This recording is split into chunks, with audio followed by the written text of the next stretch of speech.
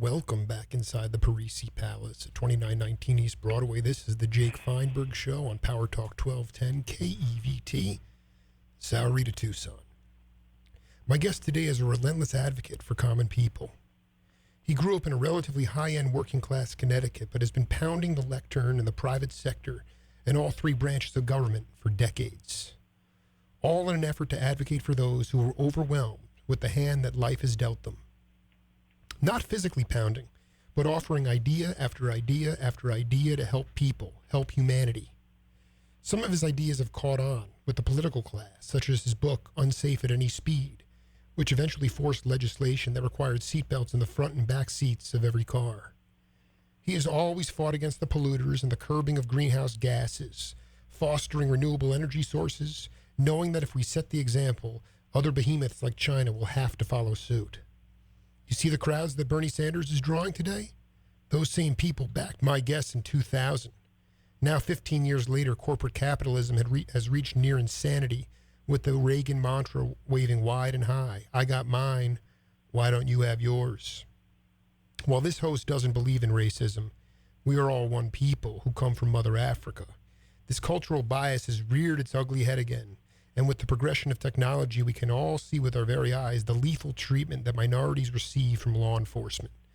Maybe it's I Can't Breathe with Eric Garner, or Freddie Gray in Baltimore, or more recently Sandra Bland, who was pulled over for not using her turn signal and was found dead in her holding cell.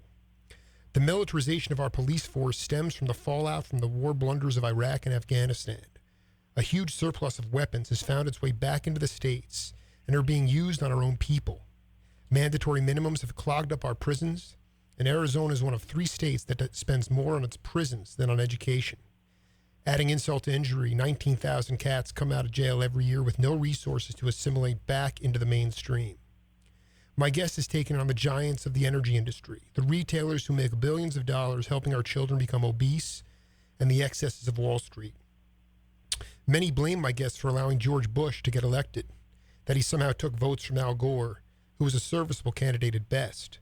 But let's remember, my guest had nothing to do with the Supreme Court ruling in favor of Bush over Gore. He has been trumpeting the issues that are important to many and have swelled into immediacy in 2015. Also, without Bush, we never would have gotten Obama, who may not have returned my guest's letters, but has followed through on some of the most important policy initiatives pushed by my guest. Maybe not as fast as he would like, but hey, it's a start. His new book entitled Return to Sender is available everywhere. Ralph Nader, welcome to the Jake Feinberg Show. Thank you very much, Jake Feinberg. It's nice to talk to you, man. I want to go to something here, a letter, December 13th, 2010. This is a letter to Barack Obama from Ralph Nader. As the Illinois state senator, you were in the forefront of the drive to change the state laws, which automatically permitted the transfer of youth to the adult criminal justice system. You said then that it's, quoting, "It's not the kind of state I want to live in, where we are afraid of our children and we are continually building more prisons as opposed to building more schools." That was December 13th, 2010, out of Mr. Nader's new book, Return to Sender. I don't consider you a prophet, but that was 5 years ahead of the time, and we've reached a crisis point. I'd like you to talk about how we've gotten to this point in our country. Well, that was really the point of my 103 letters in this book, Return to Sender. They're in a whole variety of areas where we should be pushing for change, and letters tend to commit people. Once they write a letter, they move from passivity into some level of activity because they put pen to paper, so to speak. So I want to encourage people to write letters to their elected representatives. And this book, of course, is directed toward the president. And the interesting thing, Jake, about this book is that the letters reflect a lot of what people are thinking, whether being ripped off as consumers or underinsured or unemployed or the empire, or the way we distort and waste public budgets, the preferential nature of the corporate tax system and tax havens. And so there's a lot there. The prison industrial complex,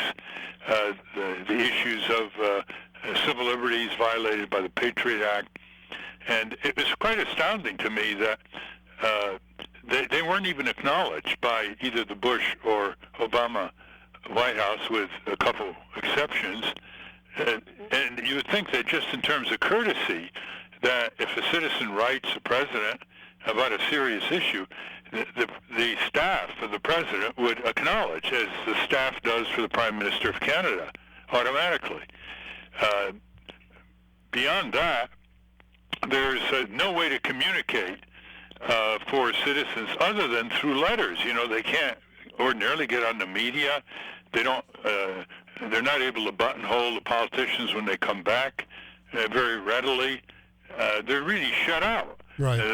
They can't call the White House, and so that's what this book is all about. And I hope people will take heart from it and begin writing. Now, the key of these letters is I didn't just send them to the White House. I sent them everywhere where I thought people would be interested. I sent them to reporters. I sent them to talk show hosts. I sent them to my friends. I sent them to local citizen groups. So it isn't like you waste it when you send a letter. But I've noticed over the years that both presidents, senators, and representatives are less and less interested in responding to your letter, unless they score a point with you. Like if you ask, you're a veteran and you ask for the VA check to be reissued because you lost it, or a Social Security check, or in the case of presidents, they want props, so they'll write to an 11-year-old in order to be able to point it out at various times. Right. Now, I want to stay focused because this is an important book by Mr. Nader, Return to Sender. But I wanted you to talk specifically, Ralph. I know you're not, on a daily basis, you're not dealing with lots of kids or youth, but can you speak to the radicalization? I've been seeing a lot of, you can talk about the abyss and the wars that we've gotten ourselves into overseas, but the radicalization of youth in our country, can you talk a little bit about how we got to this point where we should be afraid of our own citizens now? And because in a town like Tucson, you can see the militarization of the police, and it stems back from the paranoia of 9/11. But now you're having very overt situations where you have, it could be all different types. It could be, disenfranchised, a Muslim going into an army recruiting center and killing 5 cats. It could be, that the individual in South Carolina who went into a black church. I'm just talking about why the radicalization of youth in this country. Why has that occurred? Well, it partly comes from desperation, the lack of jobs, the lack of community, the lack of family. It comes from the commercialization of childhood right from the beginning. They're watching television and other programs that are full of violence and invited to actually engage in interactive violence, look at the violent video games, so they become numb when real violence is portrayed, saying what we've done to the Iraqi people. That's one. And I wouldn't underestimate that, Jake. There's a colonel from West Point, Colonel Grossman, who wrote a book about 10 years ago, and the title was Teaching Our Kids to Kill. And he goes into all this. Just constant violence on even cartoon characters. Never mind, regular violent shows and video games and so on. So that's part of it. It all comes together when you ask yourself, well, what about the youth that behave properly, that, respect their parents? How does that happen? I always like to ask the reverse question. How come a majority of youth do behave and don't get totally addicted and engage in burglaries or smashing things and so forth? Mm-hmm. And you can see it's the nurturing of the family, of the neighborhood, of the community.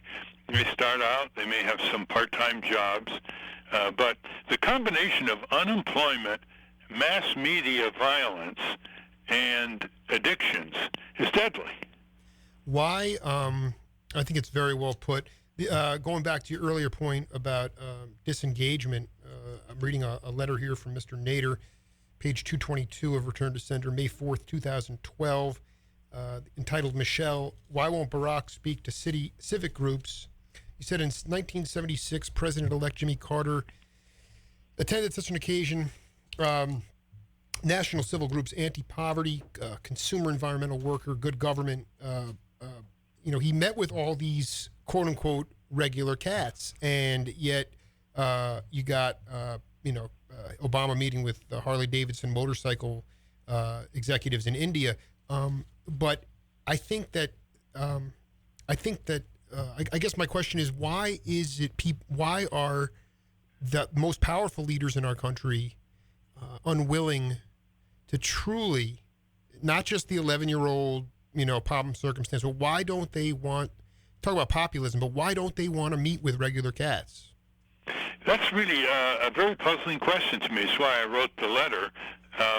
President Obama, by the election of 2014, had gone to 425 fundraisers, most of them out of town, which means, Air Force One, the entourage, a lot of time spent.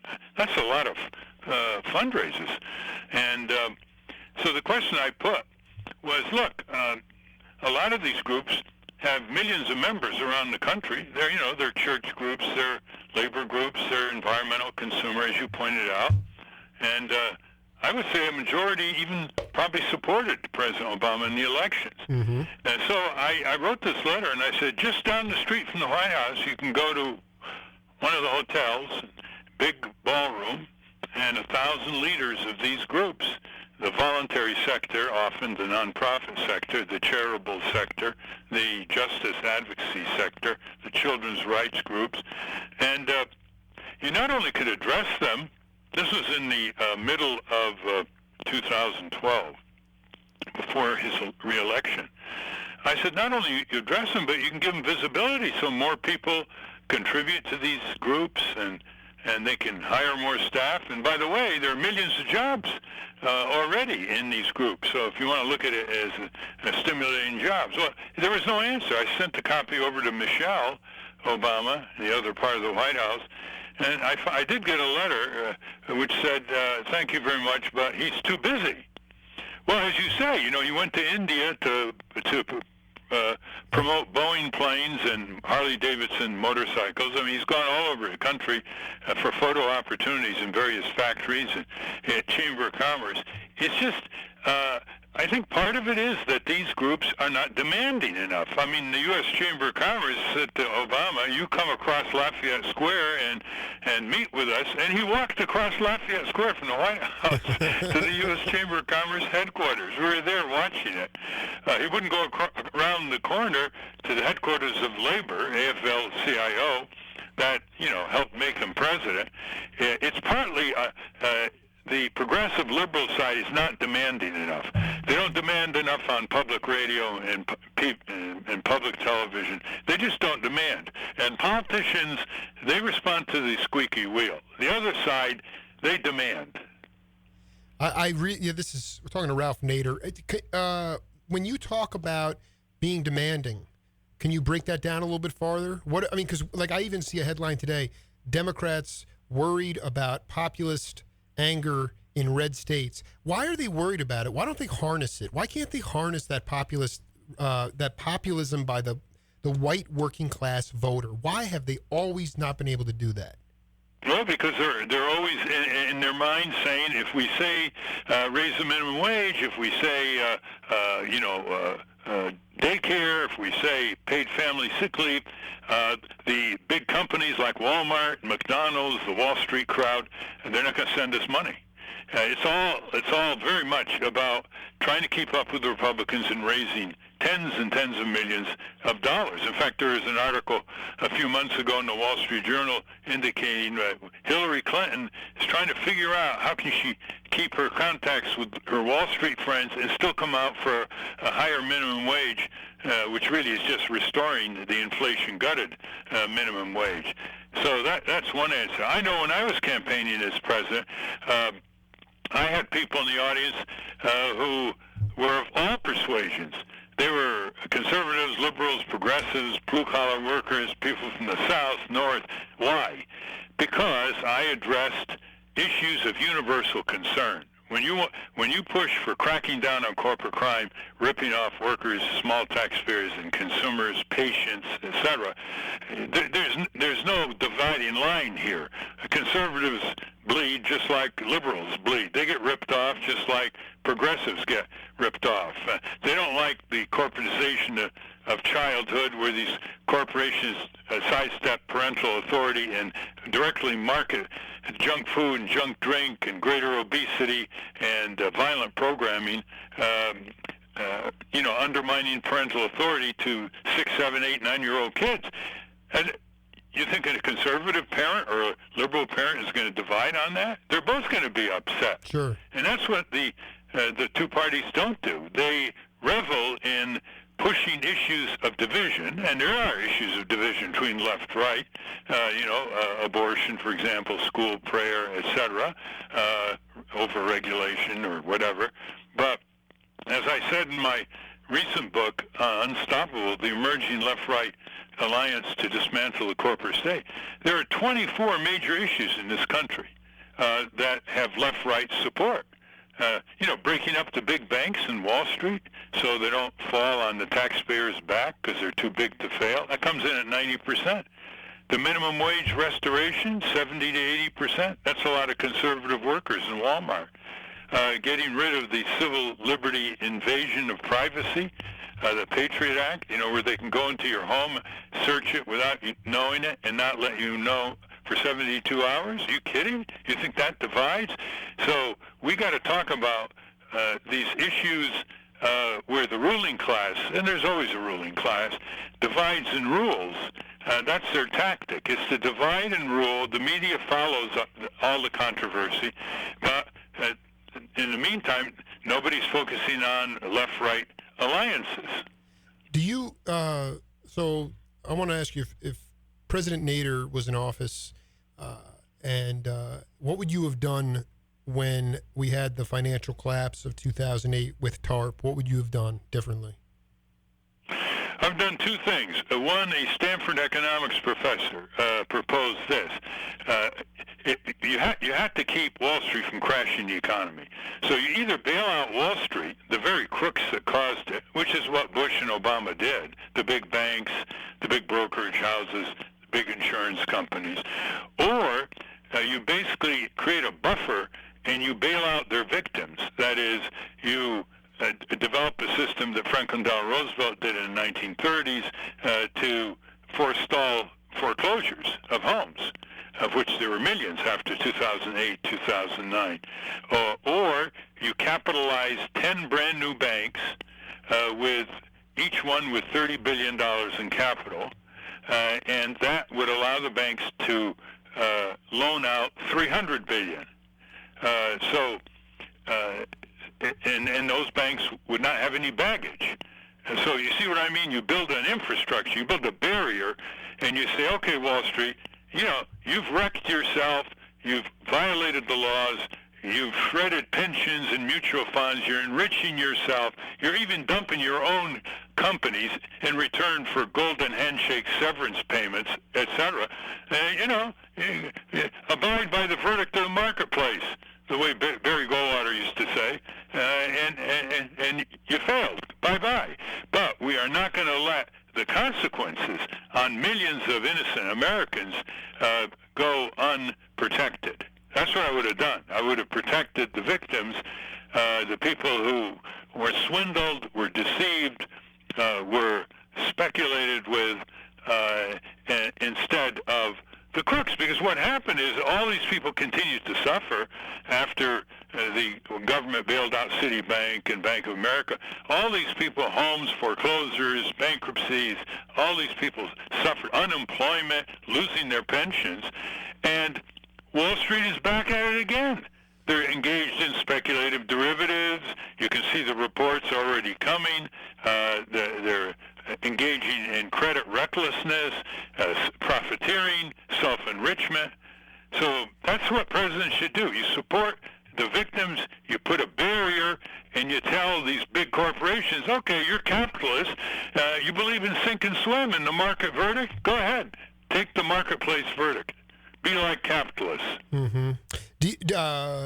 But so you have two presidents who, I mean, you acknowledge it's not, you can't let Wall Street crash, but how are you supposed to, if the very banks that we bailed out are now going back to the speculation, you know, I guess what I'm trying to say is what you put across the infrastructure, allowing, making sure that normal Americans are not hurt. Yeah. Who's, I mean, is it really just like the most powerful 400 people in the country that make a decision to say, no, we're not going to do the common sense, rational thing. We're just going to go back to the status quo? I mean, it's vexing to me. I'm not an economist, but I don't understand when you come up with some sort of rational, it seems more and more now that there are these, they're not solutions, but there are things that we should be doing across all sections of our society that would lead towards progression, but yet there's a very cynical quality now of people that don't really want to see progress. And I wanted to ask you if you remember seeing that in your lifetime in another place, or is this a bit unprecedented? The cynicism of saying we don't like the way America looks, the way it's moving, the directions it's moving in, and there are solutions for the future, but we want to raise enough money to kill it because we're just that selfish. Well, there's always been cynicism. You go back 100, 200 years. You go back even during the time of Jefferson, and you'd think that nothing changed in terms of public cynicism and corrupt parties and corrupt companies. Jefferson warned about corrupt businesses. So did Lincoln, Teddy Roosevelt, Franklin Delano Roosevelt. There's nothing new. What's new is that the decisions are being made in the hands of fewer and fewer giant corporations in complicity with their government toadies, right, that are further and further away from where people live and work. So in the old days, you had maybe a crooked mayor, but, he lived in the community. Right. Now the decisions are made in Tokyo, London, Chicago, New York, Shanghai. It's very hard to reach these companies. Having said that, Jake, I keep saying all it takes is 1% of the people in this country to roll up their sleeves and become really engaged citizens, form Congress watchdog groups in every congressional district, link each other, as you can now easily with the internet, and push 10 or 12 major changes that are long overdue in this country that I campaigned on. One of them, of course, is already underway. It's the left-right support for a higher minimum wage. And less than 100,000 people spending a few hours picketing and marching, plus some think tanks, plus a few political leaders, pulled this off. We were pushing for it after Obama promised a higher minimum wage in 2008 when he was running for president. We started in 2009, no one listened, 2010, 2011, we started picketing Walmart ourselves, started putting out reports, writing articles, going on radio and TV. And then around 2012, the Democrats started saying, oh, this might be a good issue, after the pollsters told them 70-80% support. So, now, this is the main message. It's easier than we think to turn this country around. You go back in American history, and you look at the major movements of change that were progressive, more humane society, fair society. Not more than 1% of the people pulled it off, including the women's right to vote, the whole abolition against slavery before the Civil War. Just a few thousand people involved. Underground Railroad began changing the conscience of the country. The labor, farmer, progressive movements in the later 19th century that brought us labor unions, regulation of railroads, banks on behalf of farmers. They brought us Food and Drug Administration. They brought us antitrust. They brought us progressive income tax, a 40-hour week, Social Security, and so on. Never more than 1% of the people, as long, and here's the qualifier, as long as the proposal or the reform that 1% is advancing on elected officials, state or federal, is supported by a significant majority of the people. And as I said in my book, Unstoppable, and I tried to point out in some of these letters returned to sender, There's huge support for all kinds of major change. Main Street against Wall Street, try that one. How about prison reform? That's now a left-right issue. Newt Gingrich and Grover Norquist are on board there. Legislation starting to pass in 15 states with left-right support. Solar energy up against fossil fuel and coal companies. Try that one for 80 to 90%. So it just full Medicare for all, even that one, where the two parties won't even talk about it. It's off the table. Full Medicare for all, everybody in, nobody out. Free choice of doctor and hospital, which most people don't have anymore with these networks and so on. That's a majority. Even the majority doctors support that. So the cynicism that people acquire for themselves leads to withdrawal and surrender. Skepticism, where people don't take, nonsense, don't take BS, don't take the sweet talk of these politicians. Skepticism turns into resurgence. Cynicism turns into surrender. And that's what we need. I can give example after example. We're less than 1%. We got the regulation of the auto industry in 1966. Let me tell you, I don't think there were 2,000 people in the country who are actively contacting their members, and we're working the corridors in Congress, day after day, and we had about 7 major reporters, New York Times, Detroit News, AP, UPI, Washington Post, and even the Wall Street Journal reporting. We got congressional hearings. They were exposed to auto companies. They wouldn't even recall defective cars. They let people get killed, even though they knew that there was a sticking throttle problem in their car. They wouldn't recall the cars then.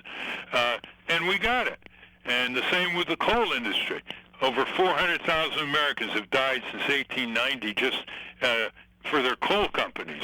Black lung disease, as it's called, coal miners' pneumoconiosis from the dust, the coal dust, and the coal mine shafts. I mean, there wasn't a few hundred that pulled that one off. The majority of the people want these changes.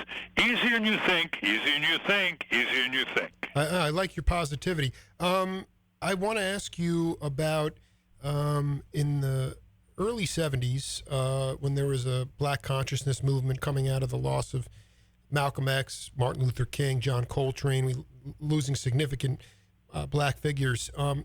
Can you talk about Ralph Nader's contributions to the civil rights movement in the early 70s? Well, what we did in the civil rights area, we fought against redlining. We deal in corporate abuses, not so much sheriffs and police. Right. We caught the banks redlining. Redlining means that they redline a whole area of low-income people and say, we're not going to offer mortgages under any conditions. And when that happens, the insurance industry redlines these neighborhoods, and that dooms the neighborhood to a decline and collapse. I mean, then if you get the banks and insurance companies redline, it's over for that neighborhood. Right. And we were challenging them with maps of cities, very, very specific. That's one. The second is the civil rights of women being discriminated by vendors. They rip women off more than men. For example, they would charge women more when they bought cars. They would charge women more when they dry cleaned their clothes. The same blouse and the shirt, for example. They would discriminate against women in credit and providing credit. And we were really, on the Phil Donahue show and other shows, we were first on that, even with our books. Women pay more. When I was in law school, I was very much in the traditional civil rights movement. I ran for a while the newspaper, the Harvard Law Record, and got a lot of articles in there on discrimination, including one. Look how times have changed, Jake. The cover of U.S. News and World Report in the 50s had a cover story heralding a psychologist by the name of McGurk, and it basically said, Negroes are innately inferior. They used to call them Negroes. Well, I was busy with my studies like my other colleagues at Harvard Law School, but I really flipped out on that. I just took off a week and a half to find eventually an anthropologist to rebut it in the Harvard Law Record, which is at that time was the second largest legal publication in circulation in America. Talking to Ralph Nader, his new book, Return to Sender, Unanswered Letters to the President from 2001 to 2015. September 11th, 2000, 1 year before 9/11, you wrote to Vice President Gore and Bush about legalizing hemp, and I wanted to talk to you about if one of the left-right issues is legalization of marijuana fully, how you feel about that issue, and is that a left-right coalition issue? Yeah, that is a left-right. Industrial hemp, which was used in World War II by the Navy to make rope and all that, and has been used for 2,000 years, has 5,000 uses: lubricants, food, clothing, even the auto companies use for some of the interior material in automobiles. It's the longest textile fiber in the world. Doesn't require all that much fertilizer, and so it's on the prescribed list, banned by our government, because they say people will confuse it with marijuana. Right. And so there's a left-right issue. Conservative farmers from Kentucky to Wisconsin want to grow it. We can import it. Imagine this: we can import industrial hemp from Canada, Romania, France, China, but it's illegal to let our farmers grow it. Yeah, I know. It's really wrong. So, it's wrong. Yeah. As far as marijuana itself, I really don't like addictions. I don't like any kind of addictions, but I know from history that when you make an addiction illegal, like alcohol was made in the 1920s, you drive it underground, you create an underworld, you create corruption and crime and violence. It's much better to legalize these products, treat the patients as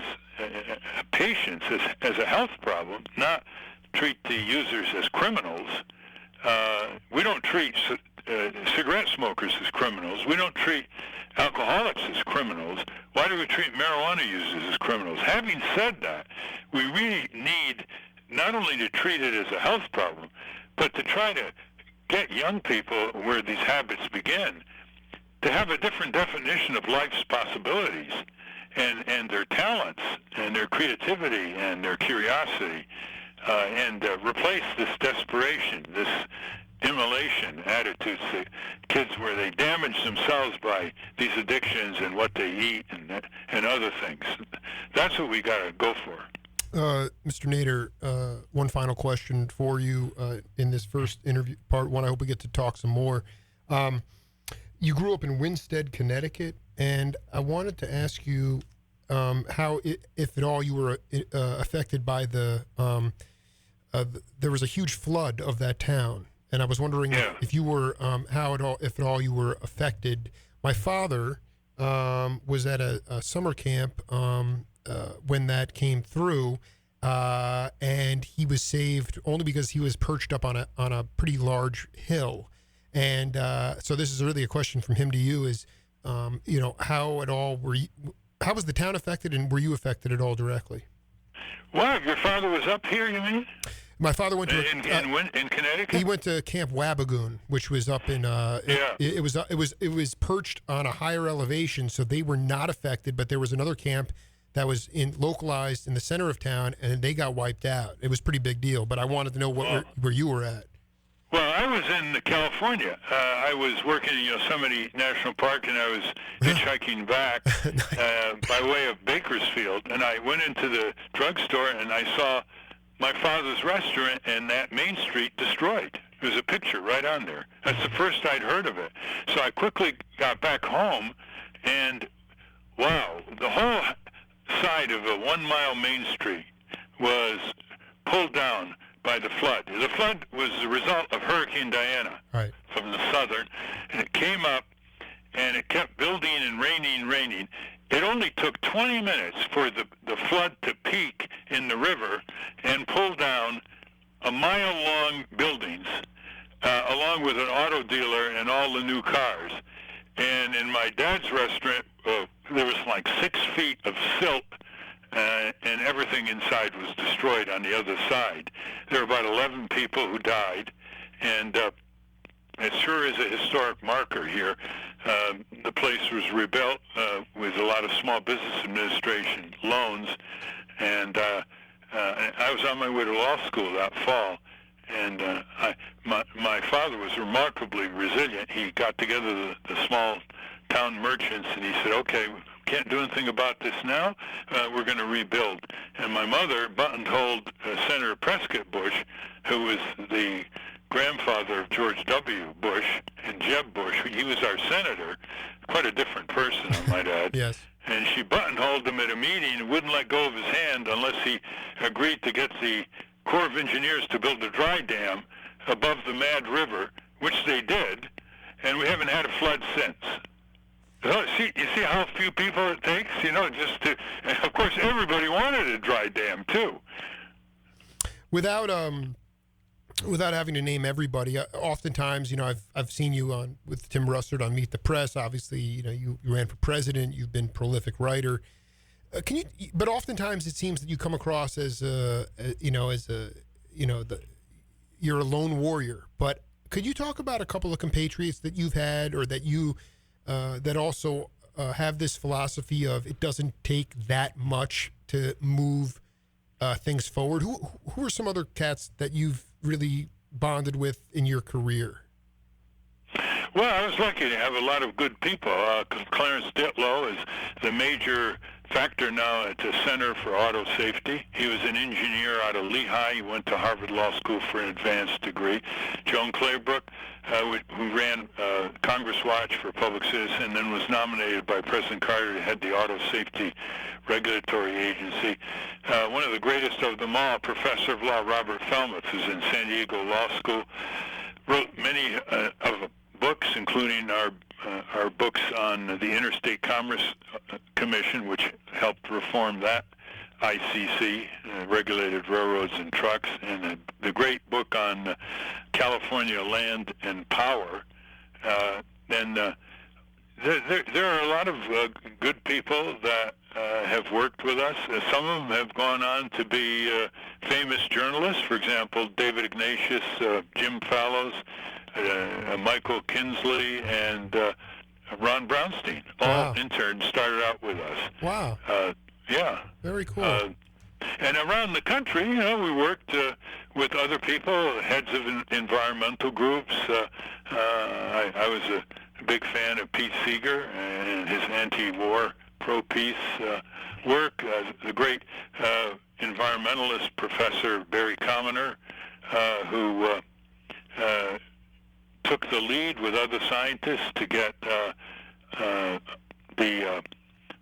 took the lead with other scientists to persuade the federal government, and they did it with letters, by the way. Those were the times when letters made news. Right. To engage in a test ban treaty, because they proved that the strontium-90 from these atomic tests in the Pacific were lodging in baby teeth. They actually tested baby teeth and got a lot of publicity that way. So it doesn't take much, but it takes something, folks. Don't give up on yourself. Well, Ralph, I got to tell you, we've been cooking for about 40 minutes here, and hope we can do it again real soon. It's always enlightening to talk to you, and thank you for being a crusader. And, I'm just trying to carry that mantle forward for future generations like my daughters, and I really appreciate you taking the time to talk to us. Well, you are today. indeed, Jake Feinberg. You're a wonderful interviewer. And by the way, folks, on C-SPAN, you can check out C-SPAN. The first interview for Return to Sender just played on C-SPAN 11 o'clock on July 25th. But look at C-SPAN's website if you want to see a 1-hour discussion with a famous progressive restaurateur, Andy Shalal, in Washington, D.C., interviewing me about Return to Sender and the large questions that it raises. Thank you, sir. Have a wonderful day. We'll talk to you soon. Yes. Bye-bye now. All right. We'll be right back on the Jake Feinberg Show.